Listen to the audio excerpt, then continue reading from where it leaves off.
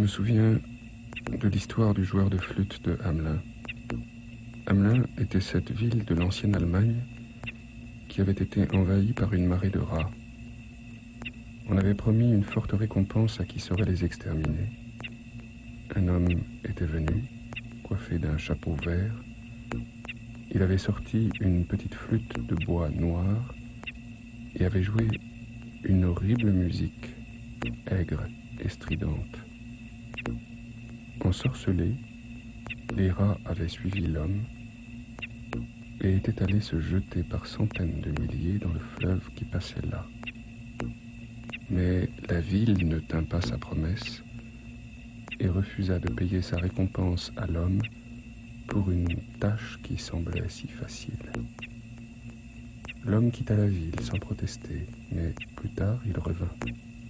Il portait un chapeau rouge cette fois, et il se mit à jouer un air si mélodieux avec sa petite flûte noire que les adultes en restèrent figés.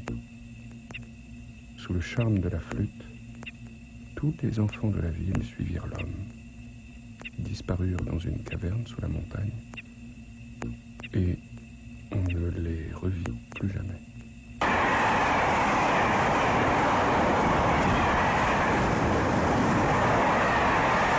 Aujourd'hui encore, je ne comprends pas très bien la morale de cette histoire. Les enfants avaient-ils été punis pour la faute de leurs parents? Ou connaissaient-ils au contraire un bonheur désormais sans limite dans un monde enfin débarrassé des adultes et à danser au son d'une musique merveilleuse?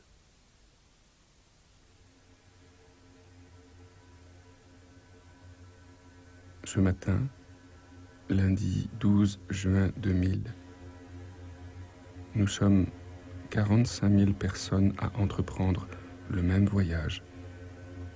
45 000 qui, probablement envoûtés comme je dois l'être moi-même, avons décidé de passer la journée dans un parc de loisirs appelé Disneyland. 12 millions l'ont fait l'année dernière. 12 millions le feront cette année. Depuis 8 ans que cet endroit existe, 85 millions d'hommes, de femmes, de vieillards, d'adolescents, d'enfants, de bébés se sont rendus au son du joueur de flûte de Disneyland Paris. Qu'a-t-on fait de tous ces gens?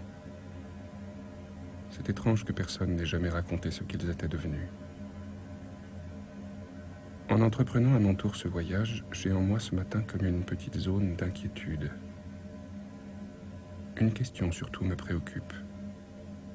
Une plus que toutes les autres. Nous, je veux dire les 45 000 personnes qui, ce matin, partis de Paris, de banlieue, des campagnes environnantes ou d'Angleterre, de Belgique, de Hollande, d'Allemagne, d'Italie et d'Espagne, nous, les 45 000 qui serons à Disneyland aujourd'hui, serons-nous les enfants de l'histoire ou n'en serons-nous que les rats? La musique qui nous attire est-elle aussi brillante que l'eau qui court au soleil? Ou bien est-elle incohérente et triste, d'une aigreur à serrer le cœur et à faire se dresser les cheveux sur la tête?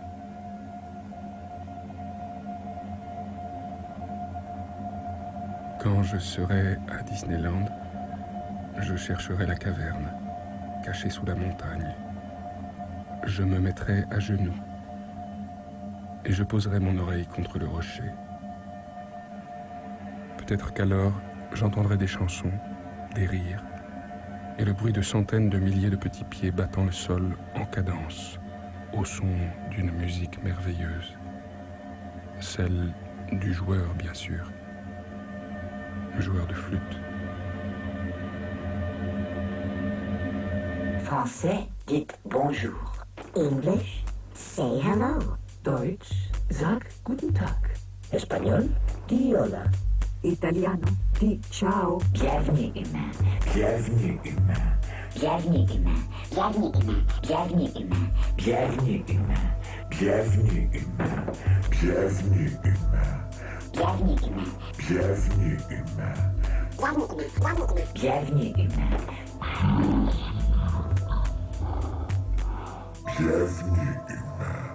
Bienvenue humain. Bienvenue humain.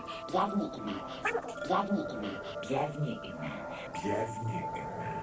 Bienvenue humain.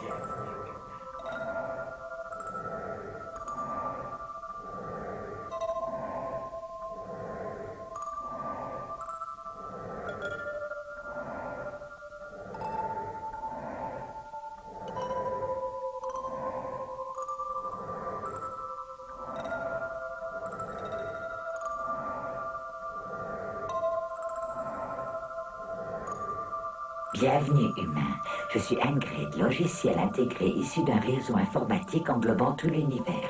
Je peux vous apprendre des choses sur vous-même. Il vous suffira de répondre à quelques questions simples. Parlez très distinctement dans le micro. Afin de faciliter notre entretien, veillez à bien articuler et à bien détacher chaque mot. Vos options figureront ci-dessous. Voici la première question. Quand vous voyagez à travers l'univers, vous repérez-vous à l'aide d'une carte ou trouvez-vous votre chemin grâce à votre boussole interne? J'ai entendu quelqu'un dire un jour à la radio que faire de la géographie était une manière de faire de l'histoire, que voyager dans l'espace était une façon de voyager dans le temps. Dans son premier livre, Herbert George Wells avait écrit « Je crains de ne pouvoir exprimer les singulières sensations d'un voyage dans le temps. Elles sont trop déplaisantes. On éprouve exactement la même chose que sur les montagnes russes dans les foires. Un irrésistible élan, tête baissée, ainsi que l'horrible pressentiment d'un écrasement inévitable et imminent. » Le livre s'appelait « La machine à explorer le temps ». À la fin, l'explorateur disparaissait, ne laissant pour preuve de son voyage dans l'avenir que deux pauvres fleurs fanées. Quelle belle idée que l'on puisse rapporter de l'avenir quelque chose de fané. Parfois les voyageurs du temps, voyageurs imprudents dit-on, font quelques fausses manœuvres, négligent un détail et se retrouvent à une époque bien différente de celle qu'ils comptaient rejoindre. Eh bien je crois que c'est exactement ce qui est en train de m'arriver. En partant pour Disneyland, j'ai cru programmer un voyage dans le futur, ou tout au moins dans un présent légèrement teinté de futurisme. Mais je crains d'être à mon tour victime d'une légère erreur de programmation. Quelque chose est en train d'évoluer, je le sens. Mais je ne suis pas certain que ce soit dans le bon sens. Disneyland est le pays de l'enfance. Je dois donc être en train de me diriger vers ça, l'enfance. Je ne sais pas ce que c'est que l'enfance. Je n'en ai aucun souvenir. Est-ce qu'on perd ses souvenirs une fois pour toutes ou est-ce qu'ils restent là, à l'affût, déguisés en neurones, métamorphosés en organes ou en muscles? Est-ce qu'on retrouvera un jour l'enfance qui a été la nôtre, cachée dans nos squelettes, gravée dans nos fibres ou nos cellules? On retrouve bien des bactéries fossilisées dans des cailloux. Imaginons un adulte qui imagine son enfance. Il ne cesse d'être adulte pour autant. Rien de l'enfance ne lui sera donc jamais accessible. L'enfant, lui, rêve du jour où, enfin adulte, il pourra dépenser son salaire entier en bonbons. Et aujourd'hui, je m'interroge. Si l'enfant que j'ai été a un jour fait ce rêve, pourquoi l'adulte que je suis n'a-t-il jamais trouvé le moyen d'acheter 10 000 francs de bonbons? Peut-être que l'enfance n'est pas une réalité, du moins pour un adulte. Et peut-être que Disneyland non plus n'est pas une réalité. Du moins, pour quelqu'un qui n'est pas à Disneyland. Un jour, une étudiante a demandé à Philip Kindred Dick, le célèbre écrivain américain de science-fiction, de lui fournir une définition de la réalité pour son cours de philosophie. Il a réfléchi et il a fini par dire « La réalité, c'est ce qui, lorsqu'on cesse d'y croire, ne s'en va pas. » Tout ce qu'il a répondu. Depuis, j'ai plusieurs fois repensé à sa définition et je n'ai pas réussi à en trouver de meilleure.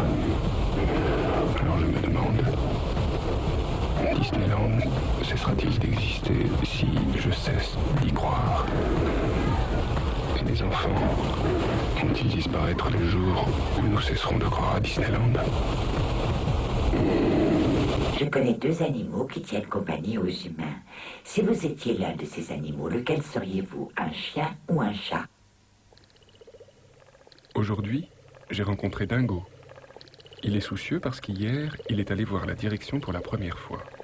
Les costumes sont froids en hiver, chauds en été, la vision et la respiration difficiles, et rien n'a vraiment été prévu pour aller aux toilettes.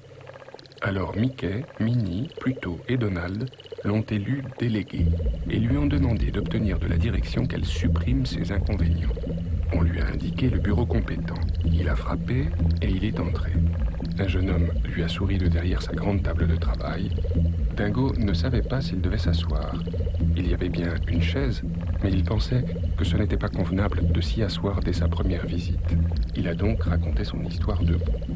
Quand il a eu fini, l'homme qui l'écoutait s'est levé lentement, lui a tapé sur l'épaule en disant « Notre directeur est jeune. Il a de grands projets. Et un seul d'entre vous lui importe autant que tous. Il est capable de passer des journées entières avec je ne sais quel petit employé insignifiant comme toi. Il s'assoit avec lui sur une chaise, genou contre genou. Il le tient embrassé.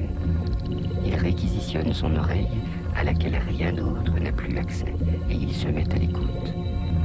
Il ne juge pas utile de pousser le personnel à travailler.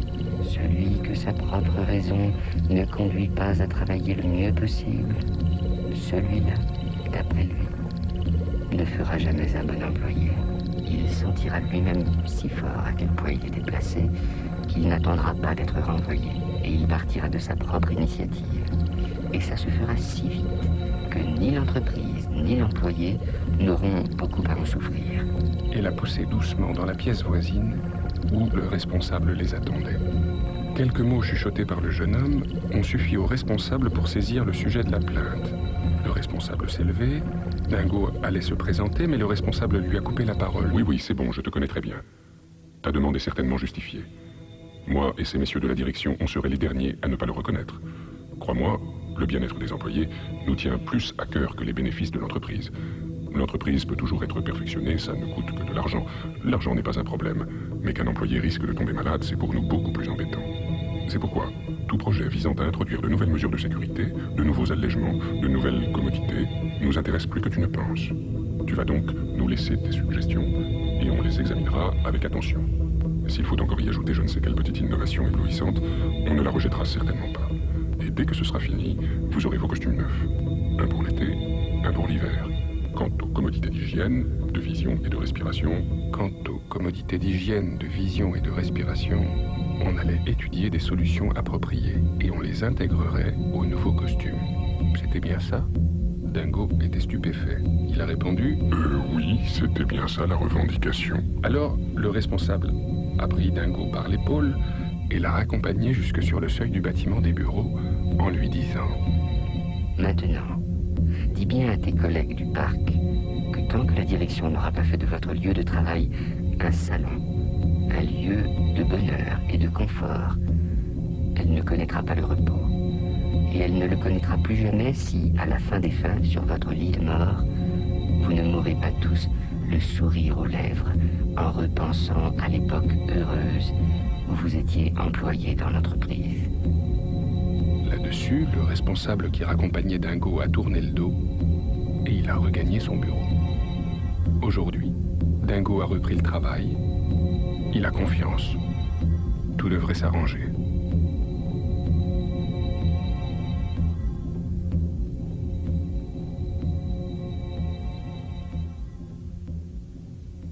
Dites-moi, aimez-vous les grandes réceptions?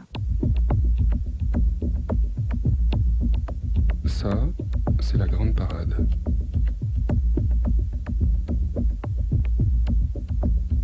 Elle a lieu chaque jour à 15h. Parmi la foule des visiteurs se trouve en ce moment une toute jeune fille de 10 ou 12 ans. Elle est brune. Un grand sourire éclaire son visage et elle regarde le spectacle avec avidité. Près d'elle, légèrement en retrait, sa mère lui abandonne le bras que la très jeune fille serre à deux mains contre sa poitrine. Parfois, elle sautille en battant des mains comme un enfant. Mais toujours elle finit par reprendre le bras de sa mère, qu'elle serre fort contre son cœur. À quelques mètres de là, une employée de Disneyland détache discrètement une danseuse de la parade et la conduit devant la mère et sa fille. La mère dit quelques mots à la danseuse, qui répond timidement. Mais la musique est trop forte et je n'entends pas ce que les deux femmes se disent. L'employé de Disneyland pousse alors la danseuse vers la petite fille. Costume d'andalouse, longue jupe à volant, corsage brodé de gros fils d'or et de rubans. La danseuse, docile comme une poupée vivante offerte en cadeau, s'avance très près de la petite jeune fille.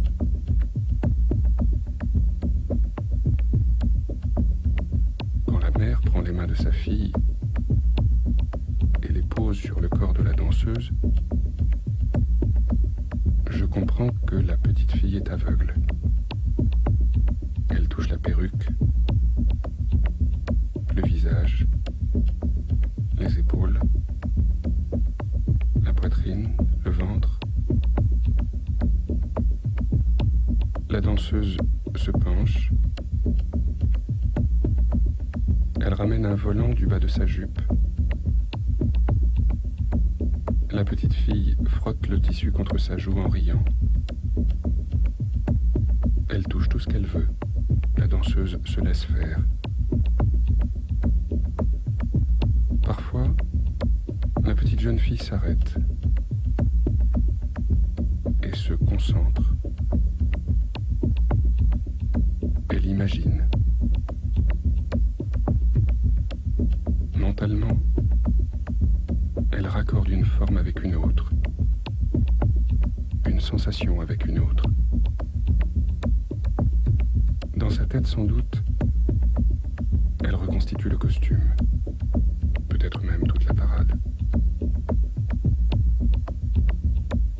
À un moment, la mère fait un signe à l'employé. L'employé, à son tour, tape légèrement sur l'épaule de la danseuse. La danseuse fait alors une révérence, en souriant. Chuchote quelques mots que je n'entends pas à l'oreille de la petite jeune fille et court retrouver sa place dans la parade. Maintenant, la petite fille s'est blottie, frémissante d'excitation, contre le ventre de sa mère. La mère, quant à elle, devait bien savoir que la grande parade serait pour sa fille bien plus belle que ce qu'en voient tous les autres enfants. Disneyland a été fait pour les aveugles. Hier soir, à l'hôtel, j'ai rencontré M. Robert. Je l'ai remarqué parce qu'à un moment, le capitaine Crochet s'est assis à sa table pour une petite conversation. C'était plutôt gentil de la part du capitaine Crochet, parce que ce monsieur avait l'air vraiment seul. Monsieur Robert et moi, on a sympathisé. Il est là pour le week-end. Je lui ai demandé si c'était pour raison professionnelle. Il m'a répondu « Non, je suis à la retraite. Je suis là pour convenance personnelle. » Je crois qu'il voulait dire qu'il était là pour son plaisir. Lui et moi, on a parlé longtemps. Il est veuf. Sa femme est morte l'année dernière d'un cancer des amygdales. Je n'avais jamais entendu parler du cancer des amygdales. Lui-même avait eu cette maladie il y a de ça quelques années et en avait guéri de façon presque miraculeuse. Les médecins n'en revenaient pas. Et puis, 5 ans après, sa femme attrape la même chose. Et en 2 mois, elle est morte. Je lui ai dit « Oh, je suis désolé. » Ça m'a rappelé une histoire de Kipling que j'ai lue il y a longtemps. Je lui ai demandé si ça le gênait que je lui raconte une histoire de cancer. Et il m'a dit, au contraire, j'ai très envie d'entendre des histoires de cancer. Alors je lui ai demandé s'il savait que Kipling était mort du cancer. Le cancer est le thème d'une de ses nouvelles, La maison du désir. Il s'agit d'une femme abandonnée par son amant et qui apprend l'existence d'une maison où on exauce les désirs.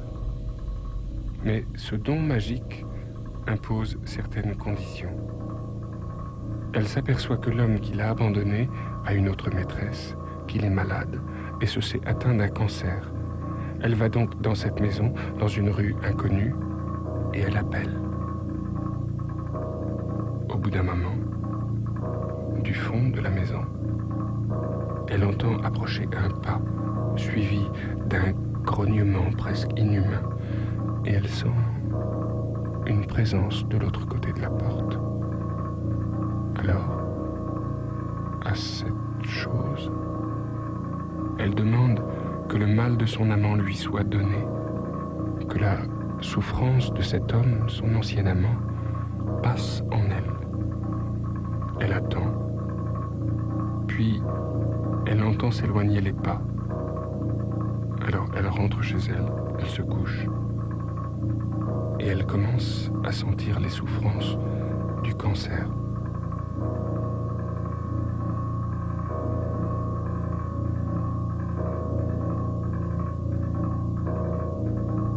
Plus tard, il lui arrive de croiser son amant.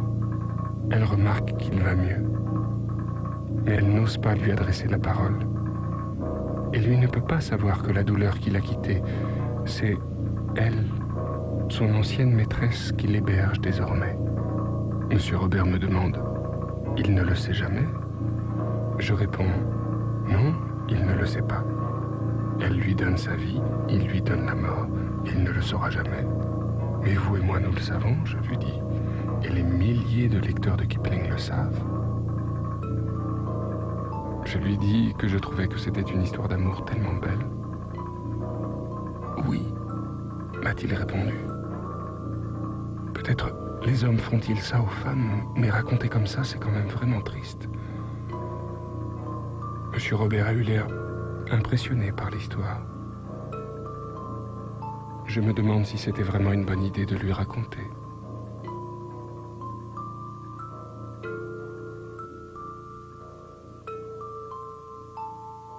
Voici à présent une question facile. Que préféreriez-vous avoir à la maison? Un robot ou un bébé? À Disneyland, j'ai rencontré des êtres surprenants. Des êtres grotesques, inhabituels. Ils marchent 3 fois plus méthodiquement que les gens normaux. Ils posent les pieds comme s'ils avaient des poids de fer à leurs semelles, sans jamais sembler remarquer à quel point ils sont lents et maladroits. Tous ont cette attitude étonnamment raide. Ce ne sont pas des êtres souples, ce sont des caractères. Ils appartiennent à toutes les espèces. Ils ont tous les âges, tous les tempéraments. Et ils ont presque toutes les occupations imaginables.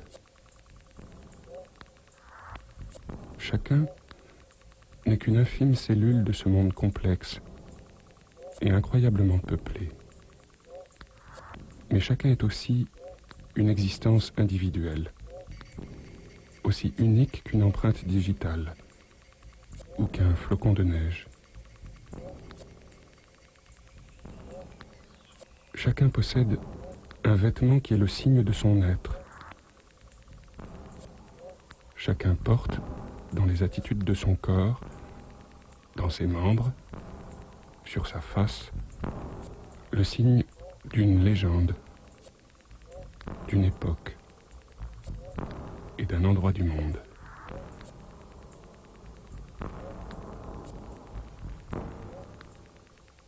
Le plus simple, le plus rapide ou le plus fort d'entre eux a dû être tellement marqué par son existence qu'il paraît avoir une blessure à cacher, une nudité à couvrir. Devant les autres êtres, malgré la confiance, chacun garde pour lui le mystère de son identité. Devant les miroirs, chacun s'acharne à sauver ce qu'il a d'unique, ce qu'il a de certain, et qui s'est blotti depuis le début tout au fond de lui.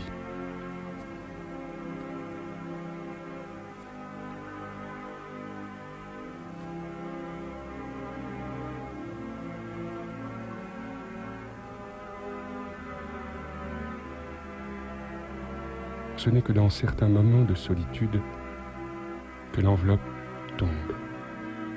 Mais il est rare que ces moments soient aperçus par les autres. Chacun exécute son destin jusque dans ses moindres détails. Ce sont des êtres du renoncement et de l'abnégation. Ils ne parlent pas, ne se plaignent pas, ne se révoltent pas. Ce sont de pauvres êtres.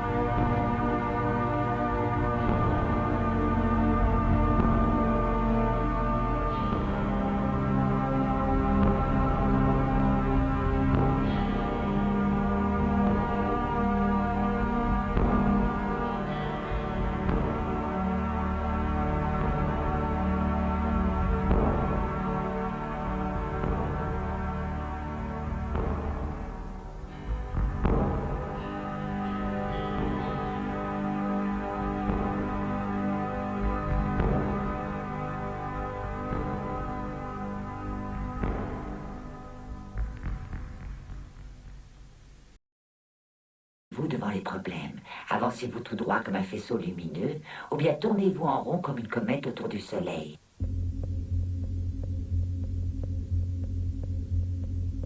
La chose s'est passée, m'a raconté le capitaine, il y a quelques années, lors d'une de mes premières traversées sur le Mississippi à bord du Molly Brown. Je faisais ma tournée à l'heure habituelle, échangeant quelques mots ici ou là avec les passagers. Tout à coup, un sentiment d'oppression m'envahit. Le 6e transat de la rangée était vide. Mais je crois que j'étais encore beaucoup plus oppressé en passant devant les jours précédents, lorsque j'adressais un salut muet à la jeune femme qui s'y tenait d'ordinaire immobile, le regard perdu au loin. Elle était très belle, mais non moins que sa beauté, sa réserve frappait. Une réserve telle qu'on n'avait que rarement l'occasion d'entendre sa voix. La voix la plus merveilleuse que j'ai jamais entendue. Rauque et enfumée, sombre, métallique. Un jour, comme je lui avais ramassé son mouchoir, je me rappelle encore combien l'emblème m'en avait frappé, un écu à 3 bandes avec une étoile dans chaque bande. Elle avait eu pour me dire merci l'expression de quelqu'un à qui on vient de sauver la vie. Cet autre jour, donc, j'allais me mettre en quête du médecin de bord pour savoir si la dame était souffrante, quand un tourbillon de bouts de papier blanc m'enveloppa. Levant les yeux, je découvris celle que je cherchais, appuyée à la rambarde du pont arrière, suivant d'un regard absent un essaim de papiers divers avec lesquels jouaient le vent et les vagues. Le lendemain, à midi, j'étais à mon poste sur le pont pour surveiller les manœuvres d'accostage. On distinguait sans peine la silhouette des gens qui y attendaient. L'inconnu les examinait fiévreusement. Le filage des chaînes de l'ancre avait accaparé mon attention quand un cri jaillit soudain de plusieurs bouches à la fois. Je me retournai pour constater aussitôt que l'inconnu avait disparu. Au mouvement de la foule, il était visible qu'elle s'était jetée par-dessus bord. Même si on avait pu stopper à l'instant les machines, la coque n'était plus qu'à 3 mètres du quai, et sa progression irrésistible. Quiconque tombait entre les deux était perdu. C'est alors que l'invraisemblable se produisit. Il se trouva un homme pour tenter l'impossible, sauter de la rambarde et tomber de tout son poids sur elle. L'ayant entraîné sous la quille, il s'était ensuite laissé remonter lentement des profondeurs jusqu'à la surface bouillonnante du fleuve.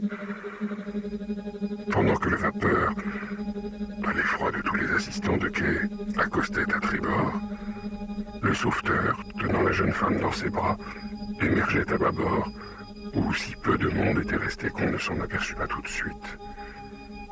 Quand je la tenais ainsi, me dit-il plus tard, elle a murmuré « merci », comme si je lui avais ramassé son mouchoir. J'avais encore dans l'oreille le ton sur lequel le capitaine avait dit ces derniers mots. Si je voulais lui serrer la main encore une fois, il n'y avait pas une minute à perdre. J'allais dévaler l'escalier pour le rejoindre, quand je m'avisai que les entrepôts et les baraquements reculaient lentement. Je repris mes jumelles pour y laisser la Nouvelle-Orléans défiler une dernière fois devant moi, puis je les abaissai lentement en direction du quai. Le capitaine était là, perdu dans la foule. Il leva la main pour me saluer. J'agitai la mienne. Quand je repris les jumelles, il avait déployé un mouchoir et le laissait flotter dans ma direction.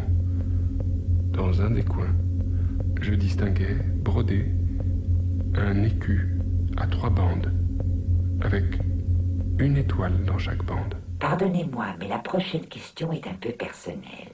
Faites-vous le plus souvent appel à votre tête ou à votre cœur?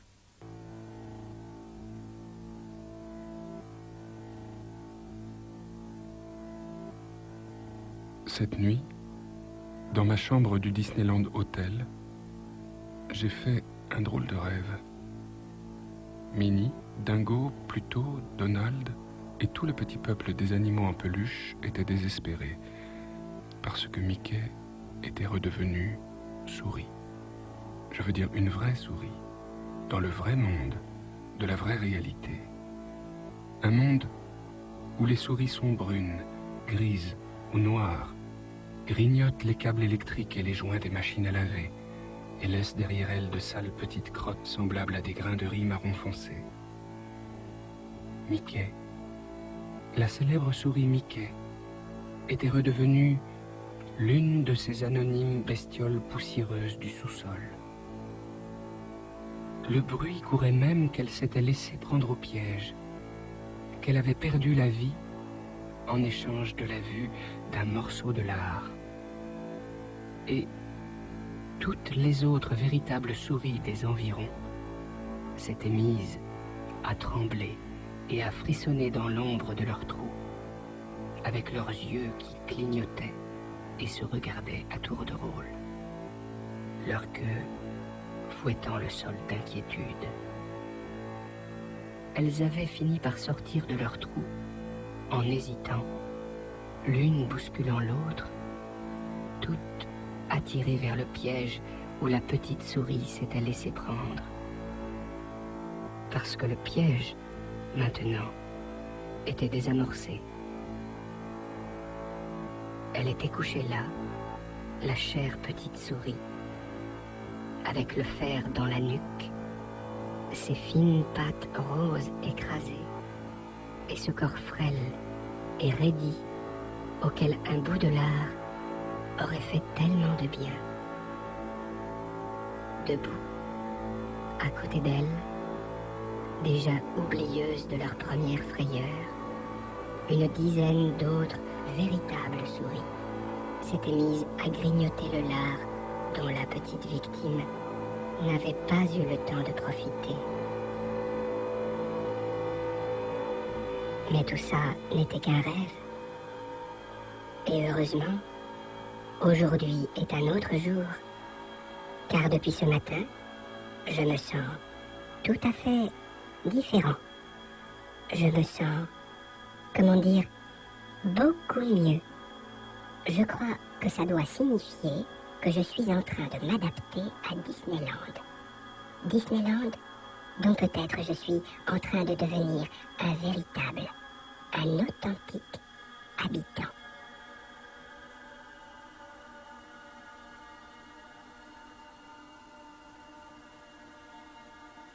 Certains humains trouvent la question suivante difficile, mais j'ai vraiment besoin d'une réponse.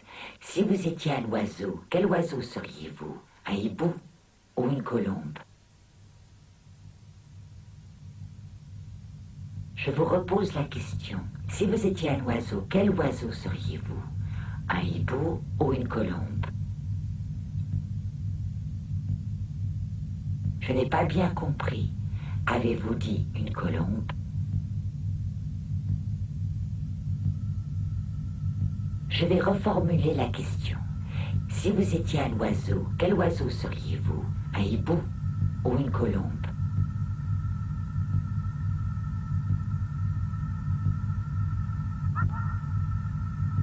Je sais qu'il est difficile de faire des confidences, mais veuillez essayer. Si vous étiez un oiseau, quel oiseau seriez-vous? Un hibou ou une colombe? Je n'ai pas bien compris. Avez-vous dit un hibou? Je n'ai pas bien compris. Avez-vous dit une colombe? Vous êtes seul à connaître la réponse. Parlez distinctement. Avez-vous dit un hibou? Avez-vous dit une colombe? Parlez distinctement. Parlez distinctement. Parlez distinctement. Parlez distinctement.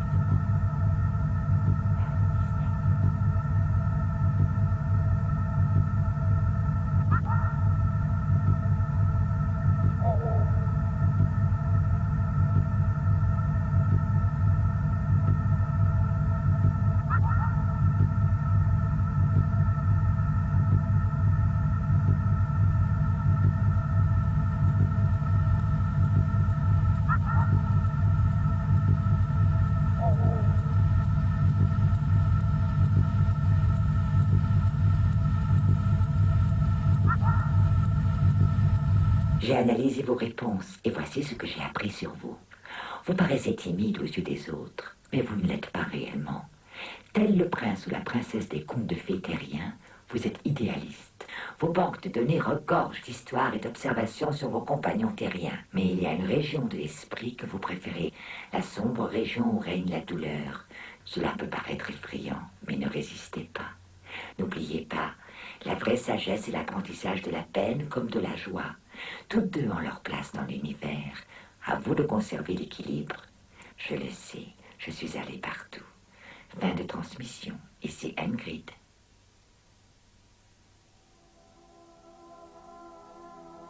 Quelque chose de la mélancolie douloureuse des longues après-midi d'enfance, aujourd'hui encore m'envahit.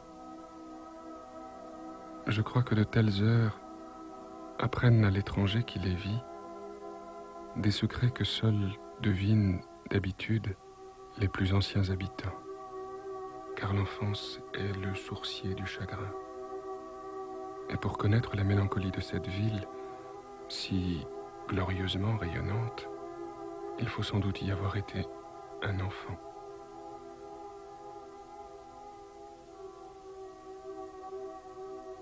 Maintenant, j'ai laissé le centre derrière moi, avec la foule et toutes les attractions. J'ai longé les vitrines de la rue principale jusqu'à la grande place centrale, l'antichambre de la ville. Cette large cour circulaire où le monde entier semble n'être plus qu'un seul et même dimanche après-midi.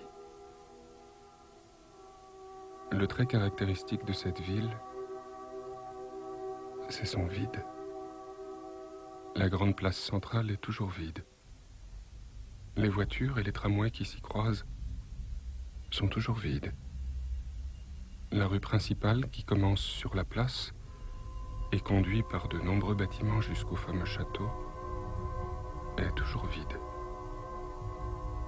À la foule des petites tables des cafés, en plein air, des deux côtés de la rue, il n'y a aucun client. Le grand portail du parc à l'entrée de la place est ouvert à deux battants, mais nul visiteur n'entre ni ne sort. Nous ne sommes pas d'accord sur les détails, mais tous nous convenons que ce lieu, pour une raison ou pour une autre, nous rappelle notre enfance. On peut dire que ça tient à certains bruits de vapeur de la vieille locomotive, à la forme d'un arbre, à l'odeur de grillé ou de sucre cuit, ou encore à ce tournant du chemin, à ce bout de jardin pour l'un et pour l'autre à la forme de cette fenêtre. Mais chacun déclare qu'il se rappelle plus facilement cet endroit que les traits de sa propre mère. C'est ma vieille ville natale. Et d'un pas lent, hésitant, je traîne encore dans ces rues.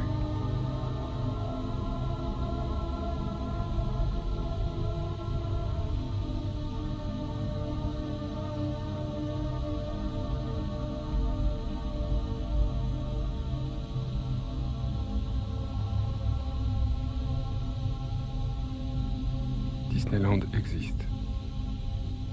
Les enfants aussi, sans doute. Les enfants ne sont pas difficiles. Leur rêve, c'est d'être n'importe qui, de vivre n'importe comment, d'aller n'importe où. Et ils le font. C'est ça la vie des enfants. Ils ne décident pas. Ils ne décident rien. La vie n'est que ce qu'elle est, rien d'autre, et ils le savent. Les enfants aiment la vie, tout le monde sait ça, mais rien ne les oblige à aimer la vie qu'ils ont.